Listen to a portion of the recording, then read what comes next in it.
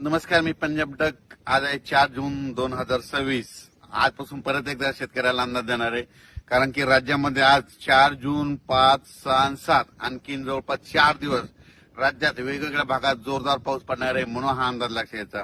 आज सांगायचं झालं तर कोकणपट्टी म्हणजे रत्नागिरीपासून ते पालघर पर्यंत इकडे काय होणार आहे, कोकणपट्टीकडे जोरदार पाऊस सुरू होणार आहे, मुसळधार पाऊस चालू राहणार आहे. तिकडे पाऊस चालू असल्यामुळे महाराष्ट्रामध्ये सरी उसरी येत राहणार आहे, म्हणून हा अंदाज लक्षात घ्यायचा. पुणे जिल्ह्यात देखील आज खूप जोराचा पाऊस पडणार आहे.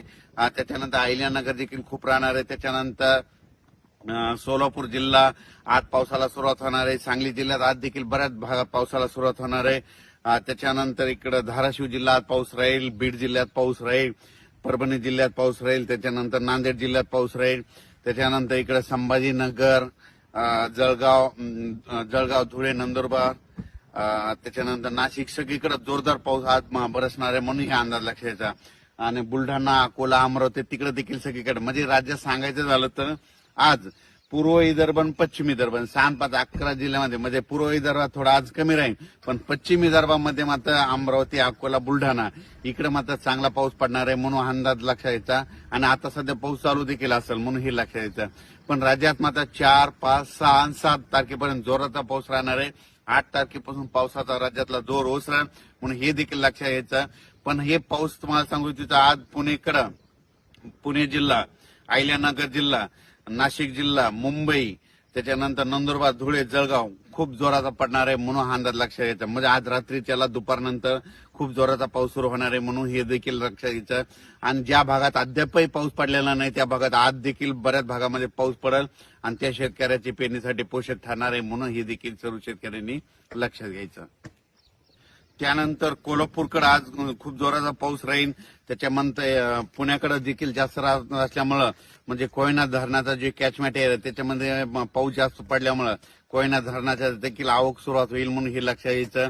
इकडे निळवंडे धरण आता हे 5 दिवस खूप पाऊस, 7 तारखेपर्यंत उत्तर महाराष्ट्राकडे खूप पाऊस आहे, त्याच्यामुळे निळवंडे धरण सुद्धा भरण्याच्या मार्गावर राहील, म्हणून हे लक्षात घ्यायचं. भंडारदरा देखील धरण भरेल, कारण की तिकडे कॅचमेंट एरियामध्ये खूप जोराचा पाऊस या 5 दिवसामध्ये पडणार आहे. आणि सध्या पाऊस चालू आहे त्याच्यामुळे तिकडे आवक सुरू झालेली आहे, म्हणून हे धरणं देखील भरून जातील, म्हणून हे देखील सर्व शेतकऱ्यांना लक्षात घ्यायचं. नाशिक जिल्ह्यात खूप पाऊस पडणार आहे, म्हणून त्यांनी स्वतः शेतकऱ्यांनी सतर्क करायचं. म्हणजे नदीकाठचे जे शेतकरी त्यांनी आपण आपले पाळीव प्राणी नदीकाठी बांधू नये, कारण की नदीला पूर येण्याची शक्यता आहे, म्हणून ह्या 4-5 दिवस जरा काळजी घ्यावी. नाशिकला मात्र आता आजपासून जे पावसाचा जोर राहील तर 4, 5, 6, 7 ते दुटंदे मारुतीचं मंदिर आहे त्या मंदिरात मात्र त्या मारुतीला मात्र पाणी लागेल, म्हणून हे लक्षात घ्यायचं. कारण की आता वरती खूप पाऊस पडणार आहे. आज रात्रीच्याला दुपारनंतर नाशिकच्या वरच्या भागात खूप पाऊस पडणार आहे, त्याच्यामुळे आज नाशिककडे म्हणजे नद्याला चांगला पूर येण्याची शक्यता आहे. म्हणजे आज पाऊस पडल्याच्यानंतर उद्या देखील नाशिककडल्या बऱ्याच नद्या अशा चांगल्या जोरानं वाहतील, म्हणून हे लक्षात घ्यायचं. आपण आपले पाईपलाईन असेल तर तुम्ही तुमची काळजी घ्यायची. तसेच खास करून सोलापूर जिल्ह्याचे मेसेज आलेले आहेत, मित्रांचे फोन आले होते. तर सोलापूर जिल्ह्यात आज देखील पावसाला सुरुवात होणार आहे. म्हणजे इकडे जसा उत्तर महाराष्ट्राकडे पाऊस पडणार तितका जोरात तिकडे पडणार नाही, पण तिकडे ना पिकाला लागल तसा म्हणजे पडणार आहे, म्हणजे वावणी पडणार आहे आणि तिकडे देखील पेरण्या होणार आहे, म्हणून सोलापूर जिल्ह्यात आज चांगला पाऊस सुरू होणार आहे. सांगली जिल्ह्यात देखील आता सुरू होणार आहे, सुरू झाला देखील असेल. आटपाडी, पंढरपूर सगळीकडे आज पाऊस सुरू होईल. इकडं आज मात्र बीड जिल्ह्यामध्ये कडाष्टी जे जामखेडचा परिसर आहे त्या भागांमध्ये आज मात्र जोराचा पाऊस पडणार आहे, म्हणून त्यांनी देखील लक्षात घ्यायचं. अहिल्यानगरकडे जोरात पाऊस पडणार आहे. आज अहिल्यानगरकडे जोरात पाऊस पडत असल्यामुळे बीड जिल्ह्यामध्ये देखील त्याच्या नद्या खाली पाणी येतंय, तर त्यांनी स्वतःची काळजी घ्यायची. आपण आपले पाळीव प्राणी जनावरे त्या नदीकाठी बांधू नये, कारण की काय होणार अहिल्यानगरकडे मुसळधार पाऊस पडणार आहे, त्याचं पाणी इकडे बीड जिल्ह्याकडे पाथर्डीकडे येतंय, त्याच्यामुळे त्यांनी ते देखील काळजी घ्यायची. सांगायचं झालं तर नदीकाठच्या लोकांनी आपण आपली पाळीव प्राणी मात्र सुरक्षा स्थळी आणून ठेवावे, कारण की 4 दिवस आणखीन आज 4, 5, 6, 7, 8 तारखेपर्यंत राज्यात काही काही ठिकाणी खूपच जोराचा पाऊस पडणार आहे.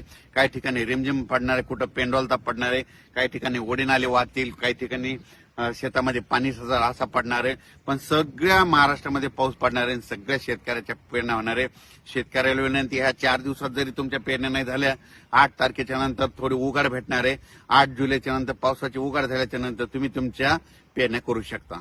हे जे पाऊस आहे, समजा तुम्हाला सांगतो, परभणी जिल्हा झालं, जालना जिल्हा झाला, अमरावती जिल्हा, ह्या पावसात काय झालं, सगळीकडे पाऊस पडलाय. पण काही काही असे 5-5, 7-7 गाव आहे ते सुटलेले आहेत. पण ह्या ना आता हे 4 दिवस पाऊस पडेल ना, त्याच्यात देखील कव्हर होणार आहे. म्हणून हे लक्षात यायचं. आताच मला बुलढाणा जिल्ह्यातल्या शेतकऱ्याचा फोन आला की आमच्या इकडे पाऊस कधी बंद होतं. मी म्हणलं कशामुळे, तर ते म्हणले आमच्या पेरण्याच राहिल्यात, काही पाऊसच पेरू देईना आम्हाला, म्हणजे पाऊस उघडणच त्यांचं म्हणणं आलं. अमरावती जिल्ह्यात तशीच परिस्थिती झाली, भंडाऱ्याकडे देखील तशीच परिस्थिती झाली, कारण की तिकडे पाऊसच उघडणं म्हणून त्यांच्या पेरण्याच राहिल्या. म्हणजे काही ठिकाणी असं झालं, पाऊस असल्यामुळे त्यांच्या पेरण्या राहिल्या आणि काही ठिकाणी पाऊस नसल्यामुळे त्यांना पेरण्या राहिल्या. म्हणजे दोन्ही बाजू येतात. म्हणून म्हणतो सगळ्यांच्या पेरण्या 8 तारखेच्या नंतर सगळं 8 तारखेच्या हवामान कोरडं होणार आहे आणि त्याच्यानंतर मग शेतकऱ्यांनी पेरणी करायला काही हरकत नाही.